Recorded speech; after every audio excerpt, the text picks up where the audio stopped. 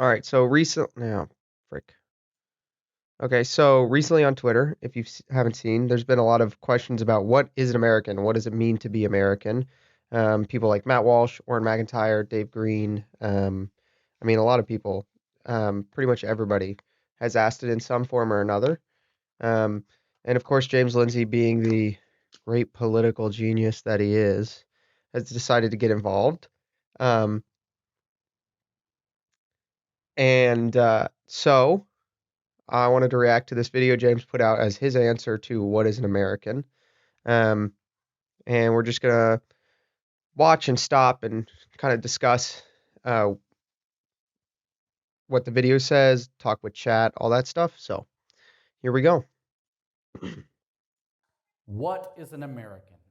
An American is a citizen of the United States of America. Spiritually, an American also holds the foundational American belief that self-government... Okay, so first of all, the first thing right off the bat here, first thing, James acknowledges that there is a difference between what I would call, and what I think Orrin McIntyre invented this phrase, the paperwork American, which is just somebody who holds citizenship, and an American, what he would call spiritually an American. So right off the bat, immediately, right, in the first sentence, right, I paused it 12 seconds, but 10 seconds in, James acknowledges that you can hold citizenship and not be what he would call spiritually an American.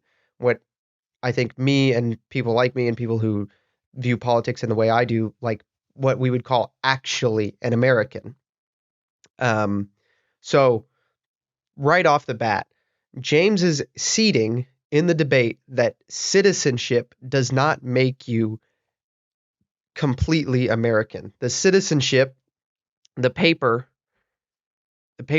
is not what makes you what he would call spiritually an American. So let's just right off the bat, easy stuff, right? This is just easy from right off the bat. Okay. Is possible and opens the door to greater prosperity for each of us. Government is possible, that self-government as American also holds the foundational American belief. An American is a citizen of the United States of America. Spiritually, an American also holds the foundational American belief that self-government is possible and opens the door to greater prosperity for each of us. Okay. Self-government is possible and opens the door for greater prosperity for each of us. So the first thing James says is that it's a citizen of the United States of America, and then he puts on a belief modifier to be what he would call spiritually an American, or what I would just call an American, right? So I think we need to do, and for the sake of this video, James's language was citizen and spiritual. I'm going to call it paperwork and American, right? Paperwork or heritage, right? The heritage is the language that people like Orrin McIntyre like to use. I'm going to call it just a paperwork American and American. All right. What is I think is actually an American, not what paperwork says, because I'm fundamentally unconcerned with what the legal machine we call the United States government claims is American. I'm fundamentally unconcerned with that. What they tell me the American people is, or what they tell me it is to be American, is of no concern to me. So we're just going to start right there. Now, the next thing, right? They believe that self-government is possible and let's just get the exact phrasing here. Possible and opens the door to greater prosperity for each of us. Opens the door to greater prosperity for each of us. Okay. This is a belief modifier on what he would call spiritual, and I would say is American. Now, I actually agree with James. I do think there are some belief modifiers on what makes you American. I think Christianity is the number one belief modifier for being American. America is a Christian country. It's founded in a pseudo-Christian ethos, and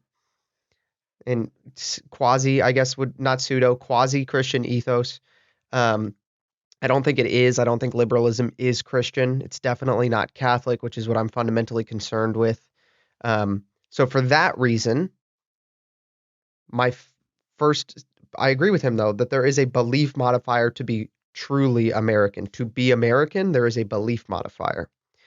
I don't think that self-government is the main qualification. I think it's Christianity. And I think Christianity actually rejects self-government as James Lindsay would understand it. I think I've watched this once, I watched it at double speed real quick just to kind of get a general idea of what he's saying. But how I believe James Lindsay would qualify self-government, I don't believe that's a Christian principle. I don't believe you can find that in Christian ethics. So let me just give you an example, right? I don't think that self-government, belief in self-government, belief in democracy, or belief in representative democracy or republics as a voting system is a necessary prerequisite for being a Christian. I don't think that's a necessary portion of being a Christian. In fact, I think the most Christian governmental system is one in which self-government is done from the ground up, not through voting, but through communal customs, right? There's a custom in the community upholds the custom, and the higher authority only steps in when the custom is violated and the community can no longer govern itself. Now, this is fundamental. When I say itself, I'm not saying self-government as in on the individual. The self-government I'm talking about is the community as an entity governing itself. And so the thing I think he refers to as self-government isn't even necessary for what I think is the main portion, the most important part of being an American, which is being a Christian. Lege Agresti says, for what it's worth, I'm not entirely convinced that self-government should default its conceptual framework to liberal democracy. That's completely fair, but James does believe that, as far as I'm aware. James does not believe that you can have what he would call, and he does identify as a liberal, right? Small L liberal, classical liberal. And he believes that representative and self-government liberal democracy is the default framework, at least, or some form of voting democracy. So I think you're right, Legate. We're engaging with Lindsay's perspectives here, so I think we need to be honest about that, and in this case, or be fair about that. And in this case, unless I'm severely mistaken, he does believe that it is democracy. It doesn't guarantee it. It opens the door to it. An American, therefore, has faith in the American dream, thus articulated, and keeps his or her end of the covenant that it entails. Okay. So this video, the reason I was like, oh yeah, we have to react to this video, we have to talk about this video, is because James is going to use spiritual American as literal spiritual, like actual spiritual. He's going to use spiritual language. He's going to start talking about covenants and spiritual sacralized language, sacralized like sacramental language, right? And so he's talking about upholding a covenant, right? So James's perspective is that self-government is necessary for you to be an American fundamentally, but then the next thing you need to do is participate in a covenant with the American dream, which is that self-government is prosperity for everyone. So the first thing in James's, and I'm trying to be intellectually honest here, so I might be wrong, but the first thing that James is saying is self-government opens the door of prosperity for all of us and the American dream. And you have to have a covenant with the American dream, right? So this is a collective thing.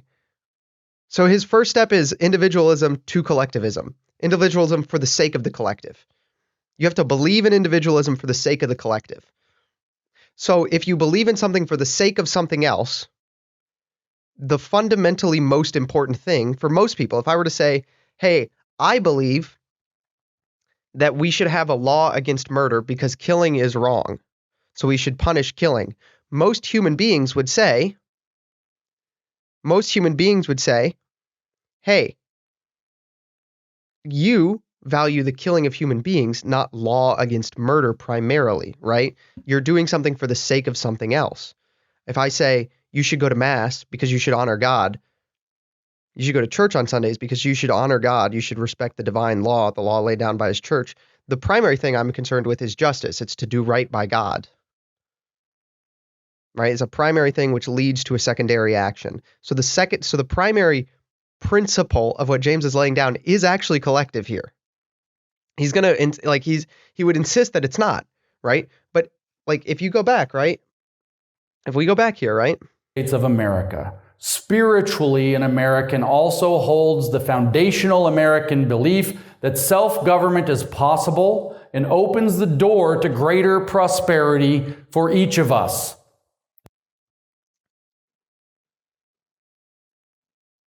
Okay, what are we doing here, right? Like what do we so the principle is that we should all prosper. We should prosper all for each of us, right? All of us should prosper. We should prosper together. We should prosper together by our individual actions. So it's necessary for us to cooperate. It's necessary for us to act as a collective in a belief. It's necessary for us to, as a collective, individually hold a belief so that the collective can prosper.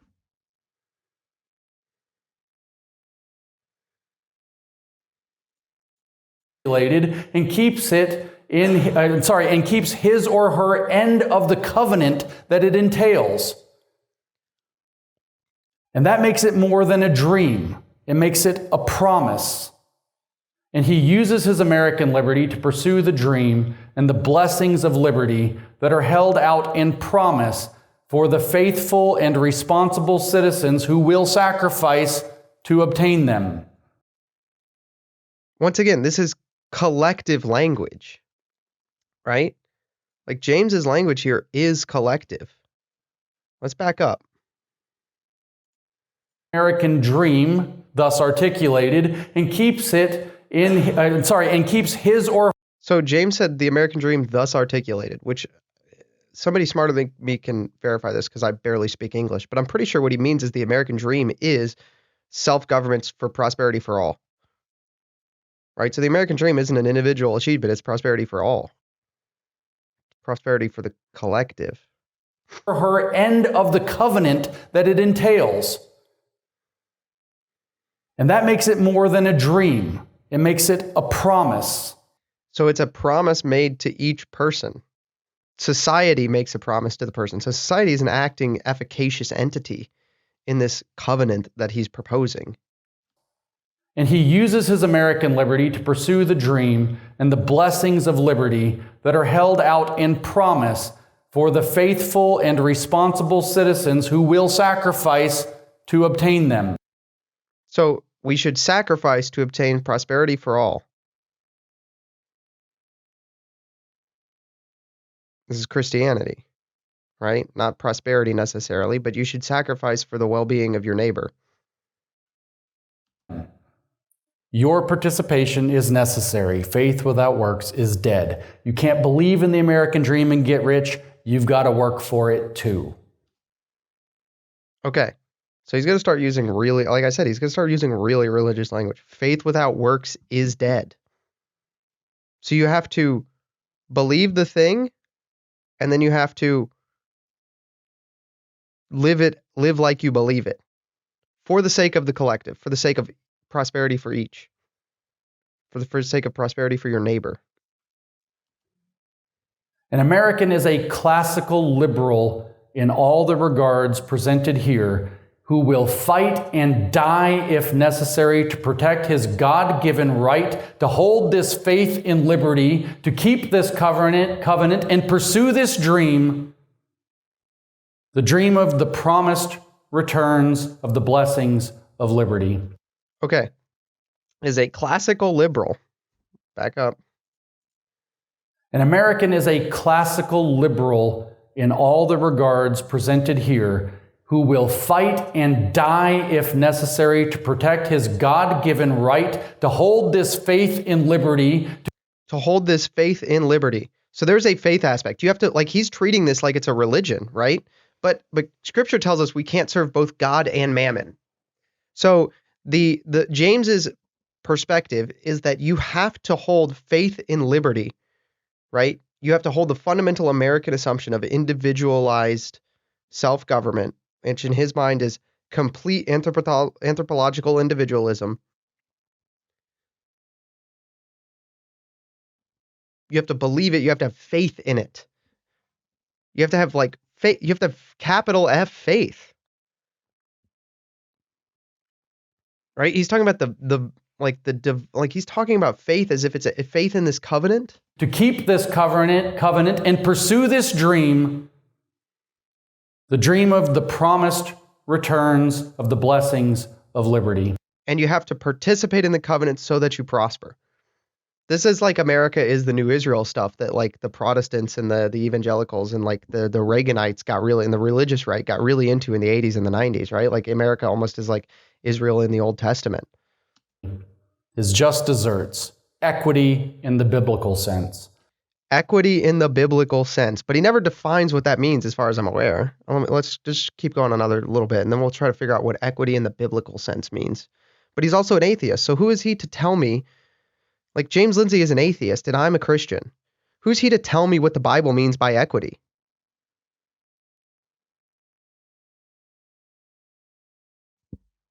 He doesn't believe in the Bible. He doesn't believe it's divinely inspired. Why does he care what it says? Right? All right, let's see if he defines biblical equity in the biblical sense. And to do so against any post-liberal interference from left or right. Any post-liberal interference from left or right. So if you want to reject liberalism, right? If you want to be post-liberalism, you're not American. And we're going to come back to this thing that I said in this video. I said in a video, right? I said this in... Let's just look at this, right? Because Seth Dillon said this too, right? Like Seth Dillon also said this. Protect the...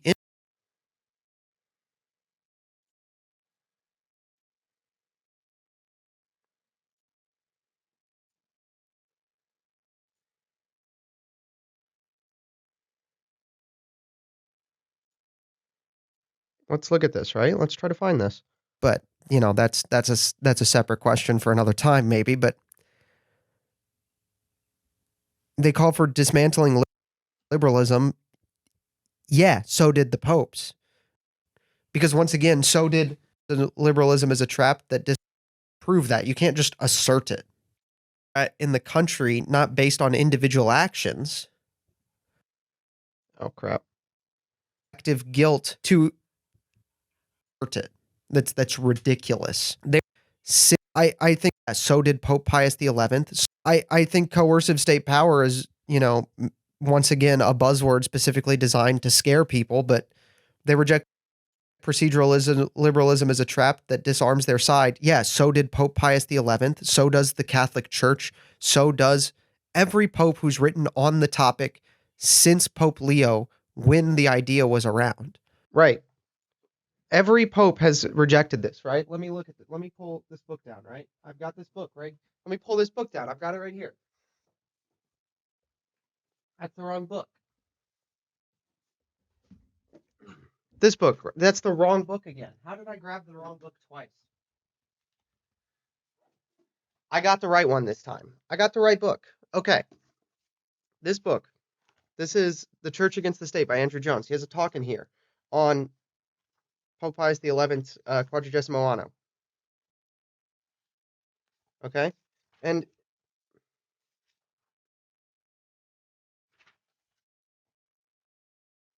Pope Pius XI, this is Andrew Jones, right? This is a quote from Andrew Jones. Liberalism created a society that masked real power within a form of equal competition for the maximum satisfaction of self-interest. Maximum satisfaction of self-interest, right? That's the self-government for prosperity. Okay? Not for the common good, but for prosperity, right? Because James Lindsay, right, when he reads the Declaration of Independence, right, he doesn't see common good as, right, and the founders also saw it as prosperity, but the common good is the good which can only be achieved in common, right? There's that line from Andrew Jones that he asked his students, and he said it on Pints, right? Picture a happy person. You can't picture a happy person without other happy people. You can't picture a happy person without other happy people. So you need other people. You need to live in community. You need to live in a collective, which is also happy, to be happy. Um,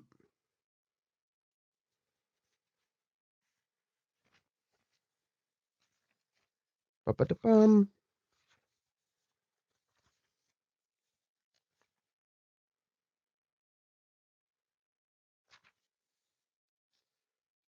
Pius, this is Andrew again. This is very important. What Pius was arguing was that as the ethos of liberalism was internalized, it necessarily destroyed the conditions and the possibility for liberalism itself, because the actors within the liberal regime no longer cared about preserving the structures of liberalism. Rather, all structures, including the state, became just another realm of competition, right? Because you need to compete in liberalism. Locke and Hobbes are very clear about this. Rather than all structures, including the state, became just another realm of competition for power, where the victors would use that power for their self-interest. Ludwig von Mises once wrote, quote, "Liberalism is not a policy in the interest of any particular group, but a policy in the interest of all mankind." Unquote. The problem should be immediately obvious. In whose particular interest is it to main the interests of all mankind? Okay, that's Andrew. And then Pius XI says, "Free competition, while justified and certainly useful, provided it is kept within certain limits, clearly cannot direct economic life, a truth which the outcome of the application in practice, the tenets of this evil individualistic spirit, has more than sufficiently demonstrated." He says in another place, never mind. The ultimate consequences of the individualist spirit in economic life are that free competition has destroyed itself. Economic dictatorship has supplanted the free market. Unbridled ambition for power has likewise succeeded greed for gain. Okay, so the popes are not, like, the popes reject classical liberalism, right? So James's statement here, I want to be very clear about this. James Lindsay is saying that if you are a Catholic who believes what the popes believe, and Seth Dillon has said it, right? The video I made, taking the Babylon Bee woke right quiz, Seth Dillon has said it too. These guys who use this term woke right? These right liberals, right liberals, right? There's left liberals and there's right liberals, and then there's the post-liberal Catholics, and then there's the post-liberal Protestants, right? And the post-liberal Catholics, I would throw guys like Jones, Jacob Imam, Mark Barnes, right? And then the post-liberal Protestants, you got Orrin McIntyre, and you have those guys, right? Jay Burden, Joel Webbin, okay?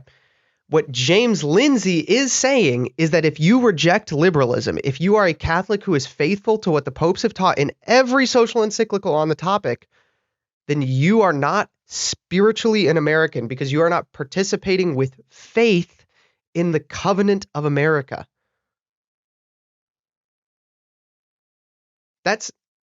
There is no way around that. They cannot answer that. If you say, I believe what the popes in the social encyclicals teach, that liberalism is wrong and bad, then you're not American. That's what that means. Let's be clear about that, okay? And I won't be told by an atheist that I am not upholding biblical equity when I obey the popes. In fact, in a just Christian society, an atheist who had the gall to tell me that would be punished. He would be kicked out of society. Nobody would do business with him. So when he gets on his other podcasts and complains, "Oh, I said mean thing, like I insulted St. Michael the Archangel, and I insult Catholics on a regular basis, and Christians are like, I insulted Christians, and then they didn't want to hear me talk anymore, and nobody pays me." Oh, like, give me a fucking break. All right? Nobody cares. You deserve it.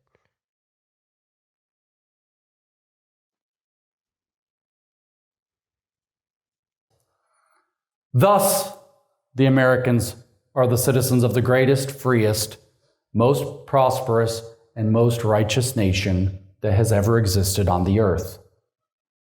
What is an American? Americans are a faithful people with regard to the blessings of liberty. You have to have faith in the blessings of liberty. There's no mention of Christianity. There's no mention of Christianity. Okay. USA first immigration law. Naturalization Act of 1790. Okay?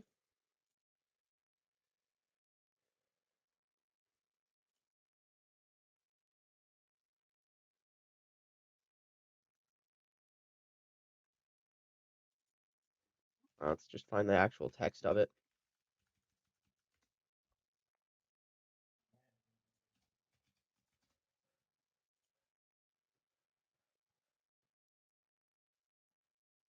Goodness, this is not what I want.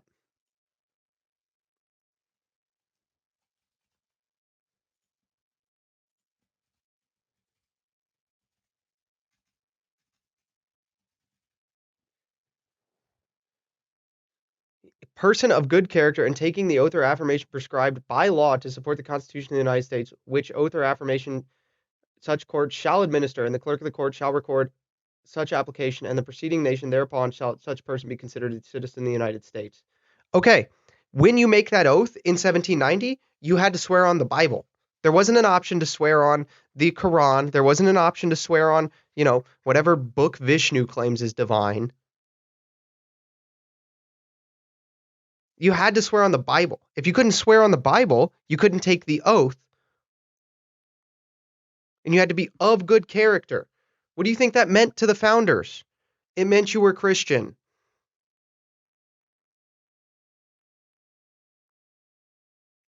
It definitely didn't mean you were atheist. If you were atheist, you couldn't trust their oaths. Even John Locke said that. John Locke, of all people, said you couldn't trust atheists to take oaths.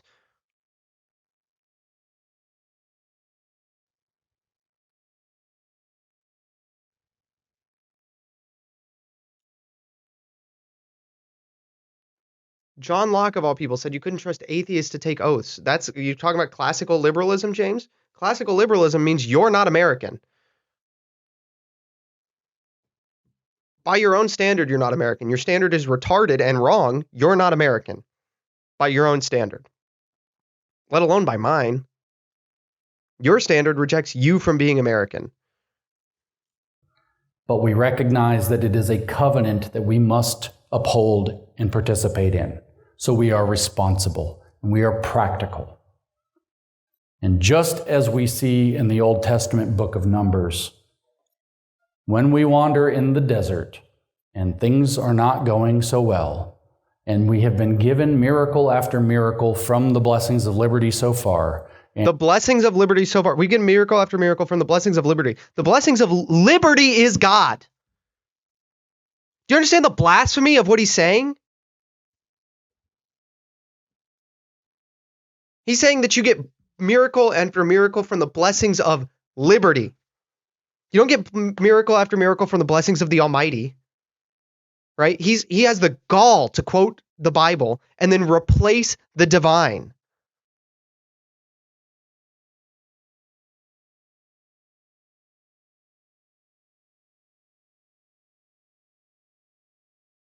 This is unacceptable rhetoric for somebody claiming to be able to define what is American. He can't bring himself to say the blessings of God.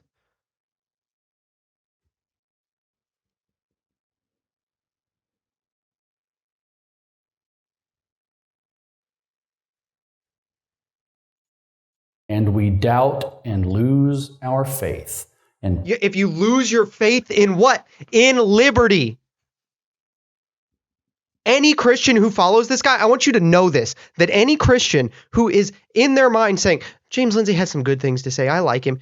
His whole worldview is based on the fact that liberty is God. Freedom is God. License is God. You follow a blasphemer, and you cannot serve both God and mammon. Wish to go back to the slavery and captivity of Egypt so we can have our cucumbers. Then we also forfeit those blessings of liberty and shall not be. You go back to the slavery of Egypt.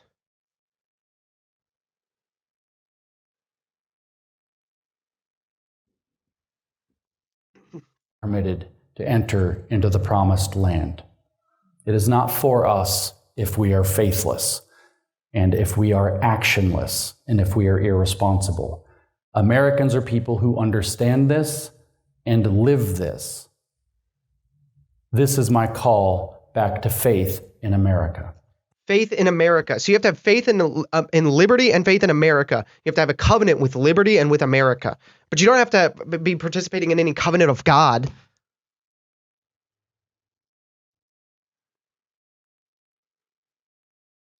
It's literally an altar call. I saw somebody on Twitter call this an altar call. That's what it is. It's an altar call to America. He believes in civic religion. He's thrown God out.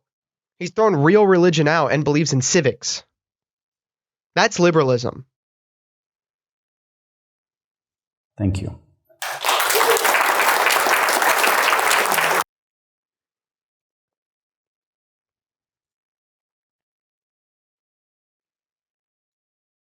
So what is an American, right? That's the question, right? What is an American? What is an American? An American is a Christian person who is willing to submit to English common law leadership. Right? That's an American. It's a heritage American. Somebody who's been here for decades. Somebody who's been here for generations. If you just came here, you're not American. You can never be American. If you were born in another country, you can never be American. Never. Your children, closer. Your grandchildren, probably. There's no magic dirt. There's no magic oath. There's no magic faith in the government, faith in liberty, faith in some false idol, which makes you American. No.